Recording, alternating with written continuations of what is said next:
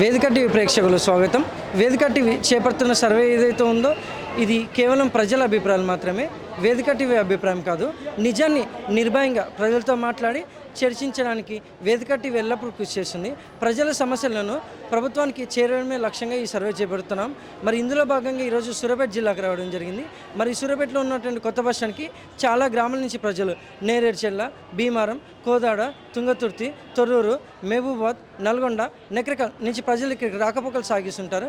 మరి ఇక్కడ ఉన్నటువంటి ప్రజలతో మాట్లాడి కాంగ్రెస్ హయాంలో సీఎం రేవంత్ రెడ్డి గారు ప్రవేశపెట్టిన ఈ 6 గ్యారెంటీలు, మొదటిగా మహిళలకు ఉచిత బస్సు ప్రయాణ సౌకర్యం, తర్వాత రైతులకి రైతు బంధు, రుణమాఫీ, గృహజ్యోతి, 500 రూపాయలకి గ్యాస్ సబ్సిడీ ఇవ్వడం, మరి అలాగే రేషన్ కార్డులు, ఇందిరా మిల్లులు ప్రజలకు లబ్ధిదారులకు ఏ విధంగా లబ్ధి చేకూరుతున్నాయనే విషయాన్ని, మరి అలాగే గతంలో కేసీఆర్ గారి పాలన విధి విధానాలు ఏ విధంగా జరిగిన విషయాన్ని ఇక్కడ ఉన్నటువంటి ప్రజలతో మాట్లాడి వాళ్ళ యొక్క అభిప్రాయం తెలుసుకునే ప్రయత్నం చేద్దాం.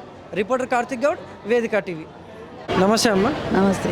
మీ పేరమ్మా? సైదమ్మ. ఏం చేస్తుంటారమ్మా? మీ వ్యవసాయం చేస్తాం. గ్రామం, మండలం? గ్రామం నాగారం, మండలం నాగారమే. సీఎం రేవంత్ రెడ్డి గారి పాలనపై మీ అభిప్రాయం ఏంటమ్మా? అంటే వ్యవసాయదారులకు ఎలా ఉందంటారు? ఏం లేదు. బియ్యం కార్డు లేదు, బియ్యం లేవు, కరెంటు బిల్లు మాపు లేదు, ఏం లేదు. ఆయన గురించి ఏం లేదు. సన్న బియ్యం ఏం లేవు, మాకేం ఏమి ఇస్తలేరు. బియ్యం కార్డు కూడా రాలే మాకు. ఆయన ఏమి ఇచ్చిండు? ఏమి రేషన్ కార్డు లేదా? లేదు. పెట్టినా 3 సార్లు పెట్టినా 3 సార్లు రాలే. ఏమి ఇస్తా, ఇల్లు ఇస్తాను ఇలా, ఏది ఇస్తాను ఇలా. ఆయన ఎందుకు, ఆయన గురించి ఎందుకు మరి ఇంకా ఇయ్యడానికి ఏమి ఇవ్వలే ఆయన. మరి గతంలో కేసీఆర్ గారి పాలనపై మీ అభిప్రాయం ఏంటమ్మా? ఆయన కొంచెం చేసిండుగా, ఈయన ఏం లేదు. సరే ఏది ఇచ్చినా కానీ ఒక బస్సు ఫ్రీ ఒకటే కానీ ఏమి ఇచ్చిండు? ఏమి ఇవ్వలే కానీ ఏమి ఇవ్వలేదు. ఆయన గురించి ఏం లేదు. ఆయన గురించి ఇప్పుడు అడగడం కూడా వేస్ట్. అది. థ్యాంక్స్ అమ్మ. నమస్తే సార్. నమస్తే. మీ పేరు సార్? నా పేరు అశోక్, అశోక్, సూర్యాపేట. ఏం చేస్తుంటారు? మాది బిజినెస్ చేస్తాం. సీఎం రేవంత్ రెడ్డి గారి పాలనపై మీ అభిప్రాయం ఏంటి సార్? సీఎం రేవంత్ రెడ్డి పాలనపై మా అభిప్రాయము, సరే ఎవరైనా చేస్తారులే కానీ ఆడ బడ్జెట్ లేదు, అంతా అప్పుల పాలే, 1000 కోట్లు కుంభకోణం చేసిండు. ఇప్పుడు చేయమంటే ఆయన మాత్రం ఏం చేస్తాడు? ఇప్పుడు ఎవరైనా ఇంట్లో ఎవరైనా ఉంటే చేస్తారు. ప్రజలు నమ్మిర్రు, వేసిర్రు ఓట్లు. ఇప్పుడు చేయాలంటే చేస్తూనే ఉండు, ఒకటి వెనక ముందే చేస్తూనే ఉండు. మా అభిప్రాయం అది. ఇప్పుడు ఆయన మొత్తం 1000 కోట్లు ముంచిండు, ఆడ పెట్టిండు, అది చేసిండు, ఇది చేసిండు. ఇప్పుడు చేయమంటే ఎవరేం చేస్తారు? ఇంట్లో బడ్జెట్ లేదు, ఎవరేం చేస్తారు? చేయాలనే ఉంటుంది మంచిగా పేరు, ప్రజలు నమ్మిర్రు, చేసేటట్టు లేదు పొజిషను. అది కథ. అది అంతే. ఇప్పుడు ఎవరైనా చేయాలనే ఉంటుంది, ప్రజలకు సేవ చేయాలి, పెట్టాలనే ఉంటుంది. ఆడ బడ్జెట్ లేదు, ఎవరేం చేస్తారు? ఫ్రీ బస్ ఇచ్చిండు, కరెంట్ బిల్లు ఇచ్చిండు, గ్యాస్ ఇచ్చిండు, ఇంకేదో పథకాలు పెట్టి ఇచ్చిండు. ఇప్పుడు ఇంట్లో ఆడ ఉంటే చేస్తారు, ఎవరేం చేస్తారు? 1000 కోట్లు ముంచిండు, 1000 కోట్లు అప్పులు తెచ్చిండు, ఏం చేస్తాడు ఆయన మాత్రం? అది నా అభిప్రాయం. మరి గతంలో కేసీఆర్ గారి పాలనపై మీ అభిప్రాయం ఏంటి సార్?